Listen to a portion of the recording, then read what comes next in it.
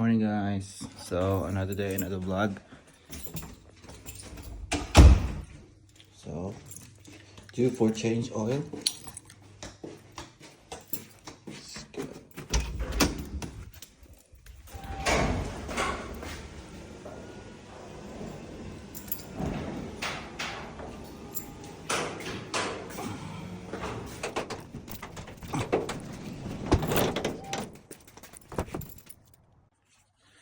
So guys, so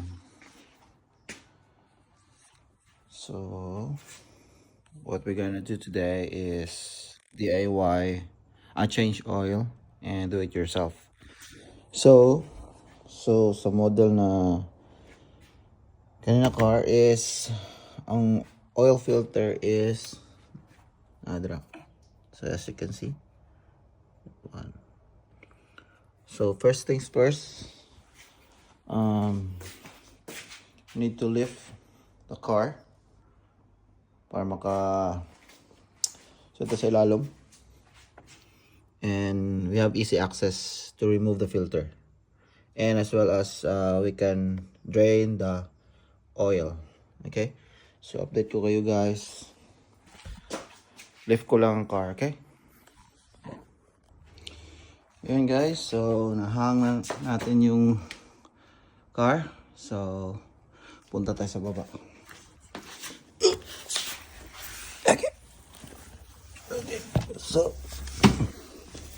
here, as you can see, hindi natin makikita yung oil filter because of this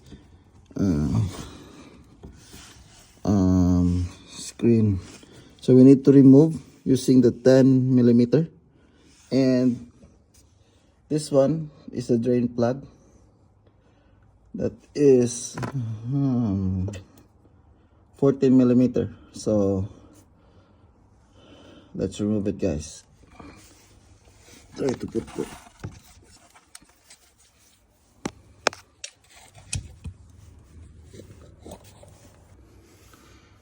Ayan guys, so ito na yung oil filter. Okay, so drain lang tayo ng oil. Luwagan ko lang yung drain plug, then drain na tayo guys.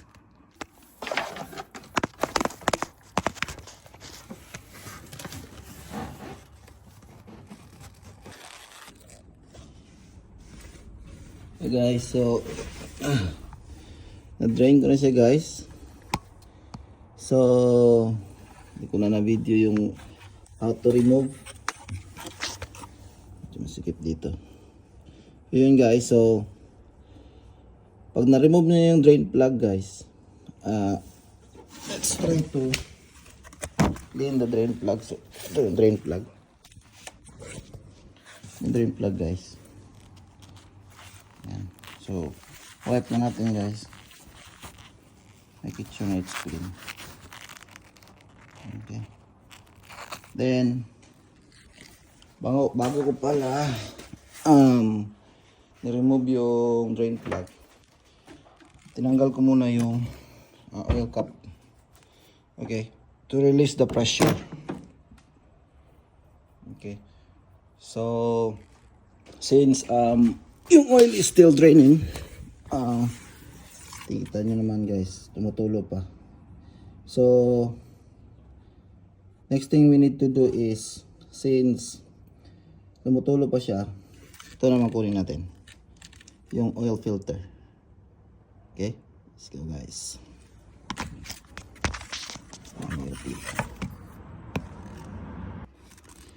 So yun guys, natanggal ko na yung oil filter. So since natanggal ko na yung oil filter guys, let it drain. So may tumutulo pa dyan ng mga excessive oil. So yaan mo muna tumulo siya. Then ilang minutes, siguro mga 3 minutes, then wipe natin, linisin natin yung yung pinaglalagyan ng oil filter. Okay, see the oil guys, so oil filter. Let's go. So guys, so tapos na tayo mag-drain. So ito nga pala yung ano, yung oil na gagamitin natin. So it's Mobil 5W40. So make it sure na yung oil is designed for your vehicle. So pwede nyo i-search if ever confused kayo kung anong oil na gagamitin, okay? And for the filter, so the code is Z436. So make it sure din na tama yung oil filter na gagamitin nyo. So kung mali yung gagamitin nyo, hindi siya po pwede dun, okay? So kabit na natin to guys. Let's go.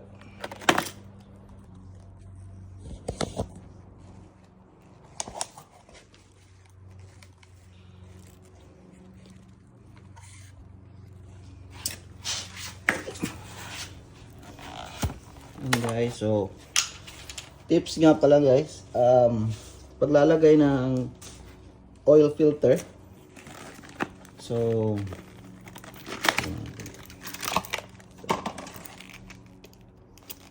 paglalagay nga ng oil filter guys, so una is remove mo sa box, then next thing is yung oil, yung bagong oil, bubutasan mo siya, di ba?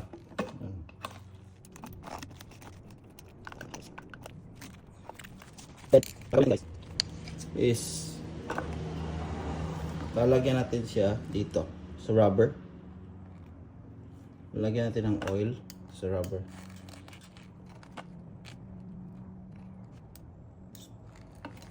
Before natin ilagay doon sa lalagyanan ng oil filter. Okay. Okay, simple lang yan guys. Then after that, just to make it sure, okay. Then, lagyan na natin sa oil filter. Okay, all good. Yeah. Kasi yan. So hindi ka naman malilito dyan kasi may thread yan eh. Okay, kasi may thread yan. Yan.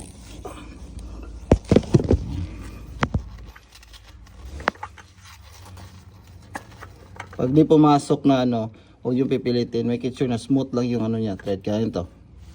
Kita nyo ba yan guys? So, smooth lang siya. Para hindi masira yung thread. Okay?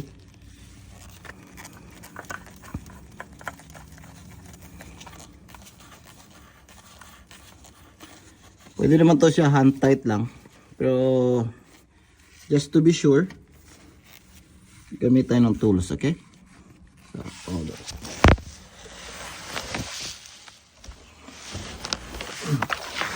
Ito nga pala yung tools na nabili ko. Okay.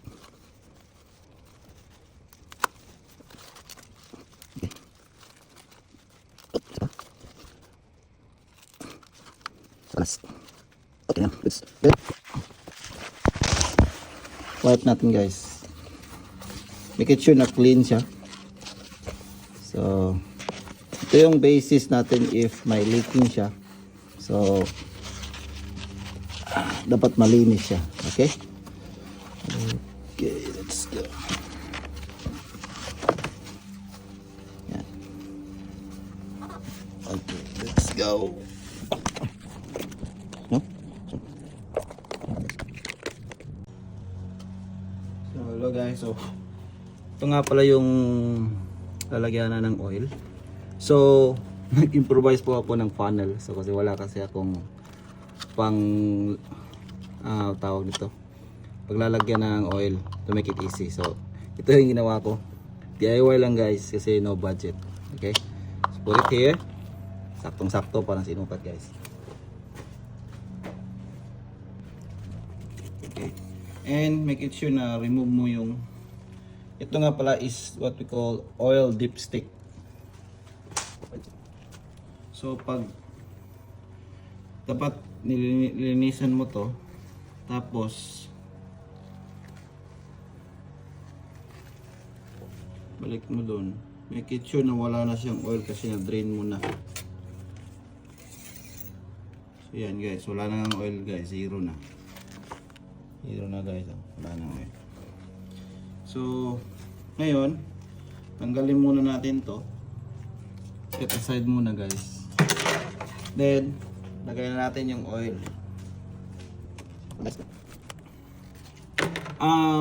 If I'm not mistaken, this kind of car is a 4-liter engine. Then yung oil na nabili ko is 5 liters. 5 liters siya. So, magbe-base tayo dito. So, magtitira tayo ng 1 liter. Okay? Then, right after that, top up lang tayo if kukulangin. Mag-base tayo doon sa dipstick. Okay? Let's go.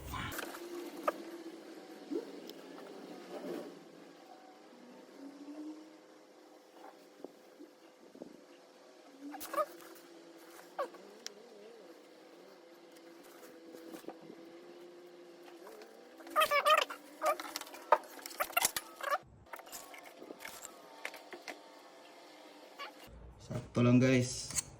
So, may label nga pala siya dito guys. So,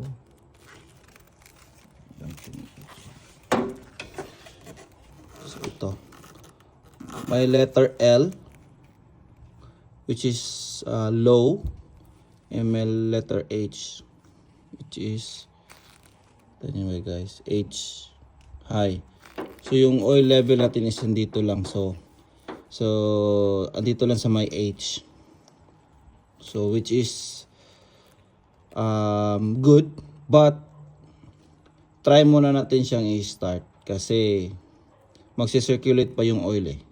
So, let's see if okay ba yung oil. If bababa siya sa high, we need to top up.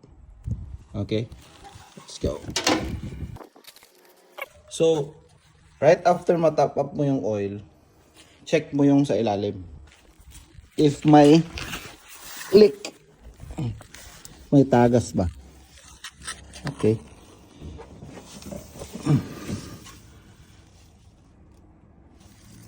Try mo if may tagas. Check natin if may tagas. Wala naman. Malaman natin yan mamaya pag start ng engine. Let's go. Hey guys, the moment of truth. Start the engine.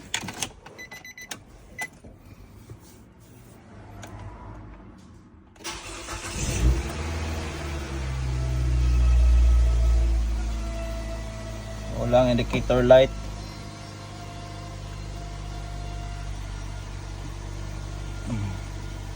Try natin ang mga ma-reach lang yung ano, yung cold start. Cold start.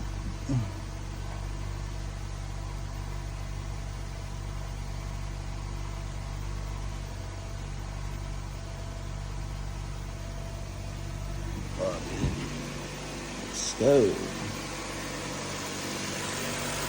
Okay guys, cartoon gaming lang guys.